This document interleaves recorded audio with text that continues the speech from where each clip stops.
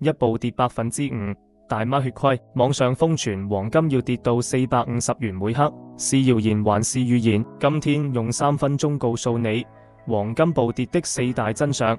現在該抄底還是快逃？點關注防走失。中美史詩級和解，關稅戰90%取消。中美突然宣布對等航關稅，從125%砍到10%，全球市場炸鍋，黃金避險需求瞬間蒸發。美元殺瘋了，美聯儲放狠話死不降息，美元指數飆到105，創年內新高。持有黃金的機會成本暴增，資金瘋狂逃離，技術面崩盤。3200美元防線失守，程序化交易觸發多殺多，黃金跌破關鍵支撐位。恐慌受像多米諾骨牌，地緣風險退燒，全球火藥桶突然啞火，中東停火，俄烏談判，台海平靜，世界和平了，避險資金連夜撤退。萬一明天中東又開戰，黃金瞬間翻盤。點讚收藏，暴跌暴漲不迷路。評論區告訴我，你覺得黃金會跌破3000嗎？